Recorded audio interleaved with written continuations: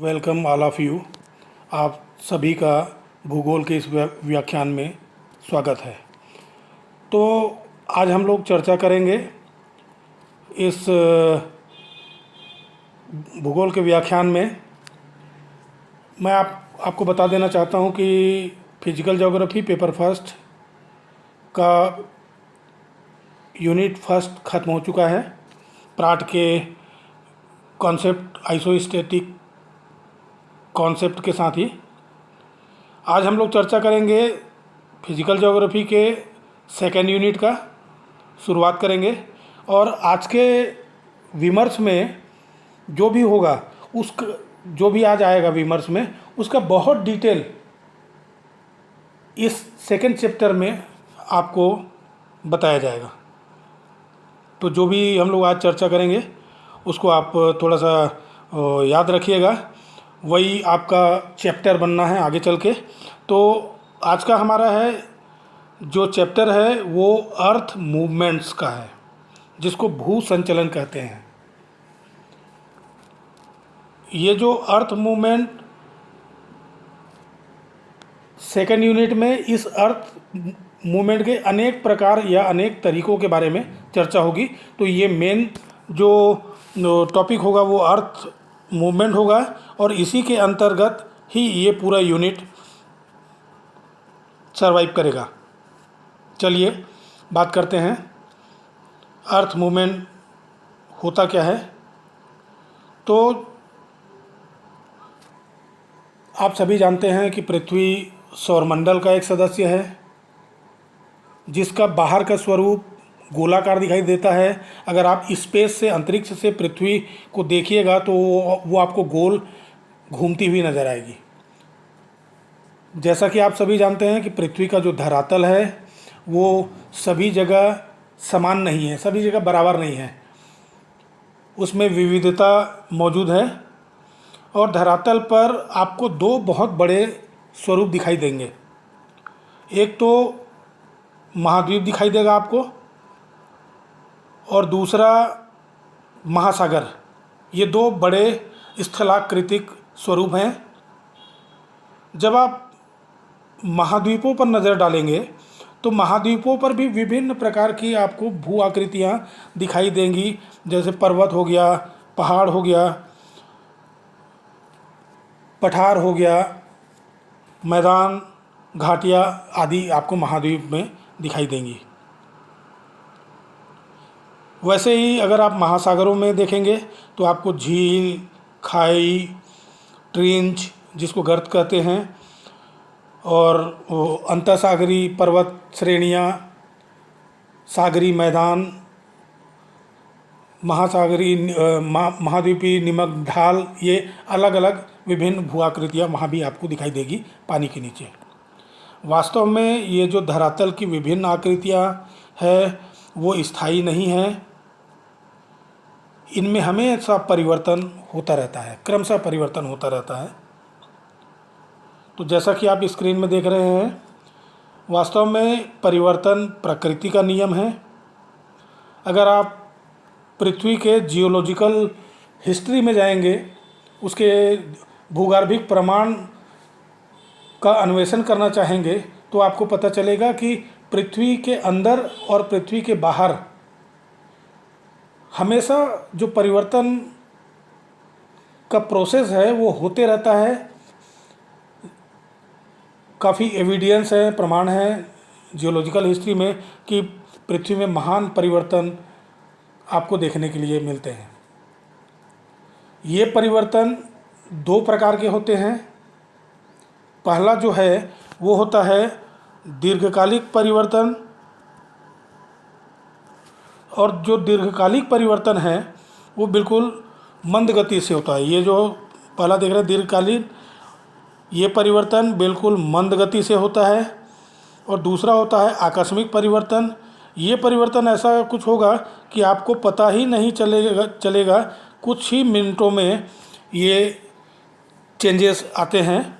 ये कुछ मिनट में ये आप इसको आभास कर सकते हैं, लेकिन दीर्घकालिक जो परिवर्तन है उसको आभास नहीं किया जा सकता, नहीं होता है, क्योंकि जो धरातल में परिवर्तन का जो क्रम है उसके संदर्भ में मनुष्य या हम जो हैं उनका जो जीवन क्रम है वो बहुत छोटा होता है, और जो धरातली परिवर्तन है वो हजारों लाखों सालों तक धीरे धीरे चलते रहता है। आगे देखते हैं, जो भूतल पर हलचल या परिवर्तन लाने वाले बल, दो स्रोत का जो स्रोत है वो दो तरीके का होता है। एक तो बात आप बहुत सिंपल बात समझ लीजिएगा कि कभी भी अगर कोई परिवर्तन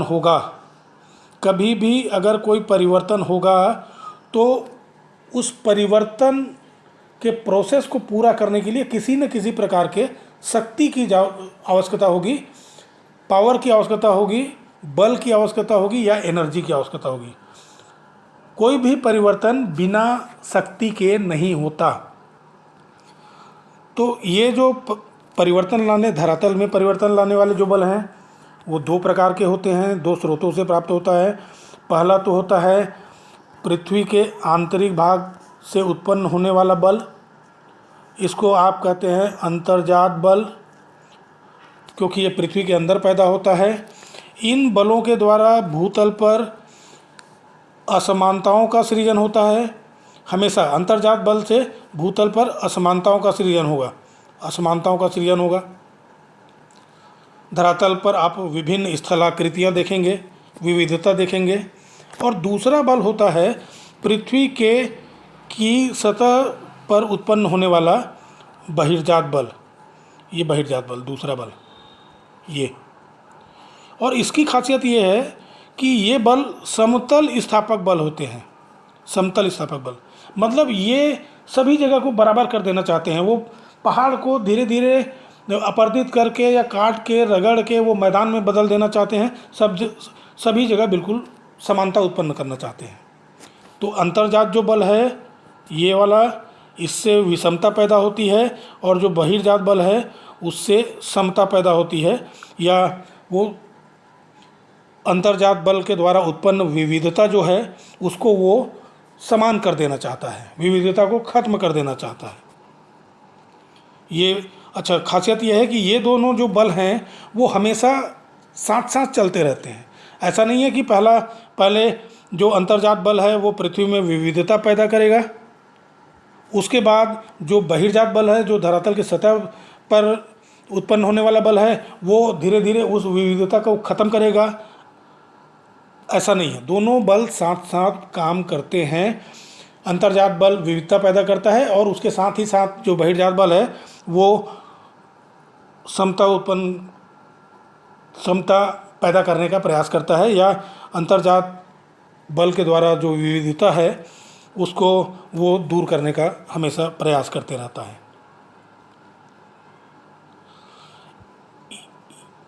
ये जो फोर्सेस हैं, ये जो शक्तियां हैं, ये जो प्रक्रियाएं हैं, उसको हम इस फ्लो डायग्राम के माध्यम से समझने की कोशिश करते हैं।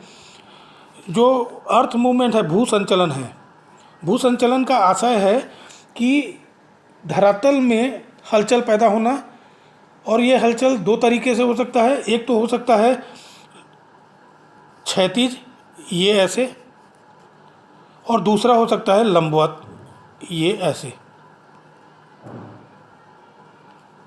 धरातल पर अगर इधर भी विविधता या कुछ हलचल या कुछ हिलना डुलना या स्वरूपों में परिवर्तन दिखे, या तो फिर पृथ्वी के आंतरिक भागों से लेकर धरातल तक ये इधर कोई परिवर्तन दिखे, ये दोनों तरीके से हो सकता है। इसके अंतर्गत हम लोग बात करेंगे भूसंचलन के अंतर्गत अर्थ मूवमेंट फोर्स कौन कौन सा शक्ति है। तो सबसे पहली बात करते हैं अंतर्जात बलों के बारे में। अंतर्जात बल, ये जो अंतर्जात बल है, अंतर्जात बल पृथ्वी के अंदर से पैदा होता है और ये आकस्मिक होता है। आकस्मिक अंतर्जात बल उसी को ही कहते हैं। इसका दो बिल्कुल स्पष्ट उदाहरण है। पहला तो हो गया भूकंप। भूकंप अकस्मात आता है।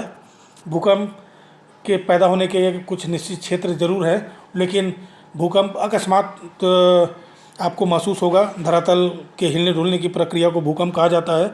और दूसरा है ज्वालामुखी, जिसका आपको बिल्कुल आभास होगा। दूसरा जो बल है वो कहलाता है बहिर्जात बल, धरातल की सतह पर पैदा होने वाला बल। इस बल को समग्र रूप से कहा जाता है अनाच्छादन की प्रक्रिया। और इस अनाच्छादन की प्रक्रिया में दो महत्वपूर्ण प्रोसेस होते हैं, एक है अपक्षय और दूसरा है अपर्दन। अब हम समझना चाहेंगे कि ये जो अपक्षय क्या है। देखिए, अपक्षय पदार्थ का अपने ही जगह टूटना और वहीं पर टूट के बिखर जाना, उसको हम कहते हैं अपक्षय। जैसे एक पत्थर है, बहुत बड़ा पत्थर है, धीरे धीरे वो टूट के वहीं पर बिखर गया है, उसको आप कहते हैं अपक्षय। अपक्षय में वस्तुतः जो पदार्थ है उसका ट्रांसपोर्टेशन या परिवहन नहीं होता है। ये अपक्षय 3 प्रकार का होता है। पहला उसको कहा जाता है भौतिक या यांत्रिक अपक्षय। दूसरा होता है उसको कहा जाता है रासायनिक अपक्षय। और तीसरा होता है जैविक अपक्षय, जिसमें वनस्पति और जीव दोनों शामिल होते हैं प्रोसेस में। ये जितना आप देख रहे हैं इस स्क्रीन में, इसको बहुत डिटेल में आपको क्रमशः पढ़ाया जाएगा। ये पूरा जो लिखा है यहाँ पर, वो एक्चुअल में ये 2nd यूनिट का कंटेंट है, चैप्टर है। दूसरी बात करते हैं अपर्दन की। जब हम अपर्दन की बात करते हैं तो यहाँ पर ये स्पष्ट है कि अपर्दन वस्तुतः एक प्रक्रिया है, प्रोसेस है। अपर्दन का मतलब होता है रगड़ देना, घिस देना या अपर्दित कर देना। इसके विभिन्न कारक होते हैं अपर्दन के। बिना कारक के अपर्दन नहीं हो सकता। तो इनमें जो मुख्यतः कारण है अपर्दन के, वो है नदी या बहता हुआ जल या भूमिगत जल। इनके द्वारा जो भी भूआकृतियों का निर्माण होता है, या जो मटेरियल का ट्रांसपोर्टेशन होता है, या जो कटाव होता है, उन तमाम चीज़ों को आप कहते हैं कि नदियों के द्वारा अपर्दन या बहते हुए जल के द्वारा अपर्दन। अपर्दन में मौलिक रूप से 2 क्रियाएं होती हैं। एक तो होता है कि वो काट देती है, छील देती है या रगड़ देती है। और दूसरा होता है कि जो इस प्रोसेस में जो भी मटेरियल होता है या जो भी पदार्थ होता है, उसको वो कहीं पर ले जाके जमा कर देती है। ये खासियत है अपर्दन का। तो पहला तो हमने समझा कि ये नदियाँ, बहते हुए जल या भूमिगत जल, ज़मीन के अंदर जो है, इसको हम लोग बहुत डिटेल में पढ़ेंगे। दूसरा जो महत्वपूर्ण कारक है वो हवाएं हैं। हवाओं का जो आपको प्रभाव देखना है, तो हवा अपर्दन के कैसे कारक हैं, तो आप मरुस्थलीय क्षेत्र में चले जाइएगा, डेजर्ट रीजन में। वहाँ पर बिल्कुल आपको सैंडियम्स दिखेंगे। इसका बहुत डिटेल में हम लोग पढ़ेंगे इन कारकों के बारे में। तो वहाँ पर आपको हवाओं का स्पष्ट आभास होगा। अगला है हवाओं के बाद एक और है हवा के बारे में, कि हवा का आपको देखना है तो आपको मैं रेफरेंस देता हूँ। चीन का लोएस का मैदान जिस मिट्टी से बना है, वो मिट्टी चीन में नहीं है, कहीं दूर से लाके वो पूरा एक मैदान बना दिया गया है। अगले कारक के रूप में हिमानी एक महत्वपूर्ण कारक है। हिमानी बर्फ़ की नदियों को कहते हैं, ग्लेशियर्स। वो जहाँ से चलती है या जहाँ से सरकती है या स्लाइड होती है, शिफ्ट होती है, वहाँ वो धरातल के सतह को बिल्कुल रगड़ देती है और विभिन्न प्रकार की भूआकृतियाँ वहाँ पर निर्मित हो जाती है हिमानियों के द्वारा। एक और है कारक अपर्दन का, वो भी काफ़ी महत्वपूर्ण है, वो सागरी क्षेत्रों में पाया जाता है। वो है सागरी तरंगे। सागरी तरंगों के टकराने से जो कोस्टल एरिया है, सागर के तटवर्ती जो एरिया है, वहाँ पर विभिन्न प्रकार की आपको भू आकृतियाँ देखने को मिलेंगी। तो ये सब चीज़ों का हम अध्ययन करते हैं अपरदन के अंदर। ये जो पूरा प्रोसेस आप देख रहे हैं, इसका बिल्कुल डिटेल में सेकेंड यूनिट में आपको सिस्टमेटिक पढ़ाया जाएगा। आगे चलते हैं। आकस्मिक अंतर्जात बलों के द्वारा उत्पन्न घटनाएं आकस्मिक होती है, जैसा पहले चर्चा कर चुके, तथा उसी के कारण जो भूतल है उसके नीचे विनाशकारी परिवर्तन हो जाते हैं अचानक, बिल्कुल एक क्षण में।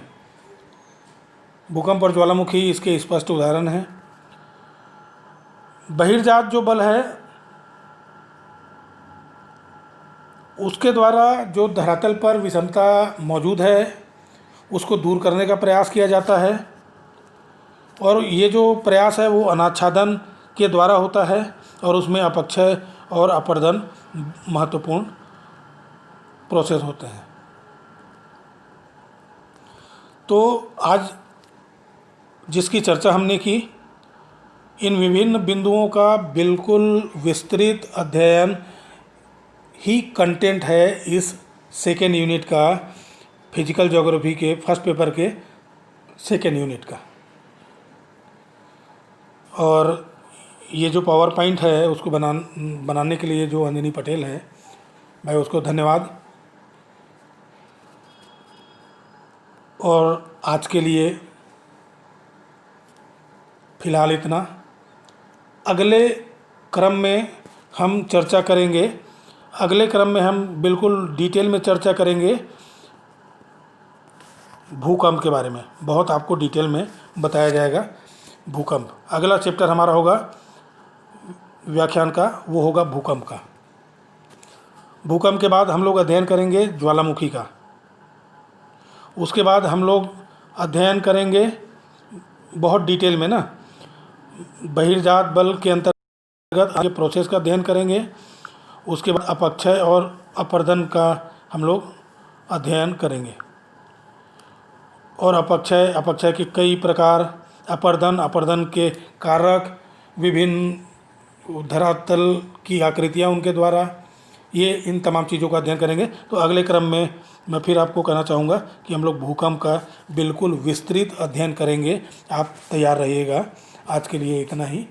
धन्यवाद आप सभी को। Thank you. पुनः जल्दी मिलते हैं। और इसके साथ ही थैंक यू आपको।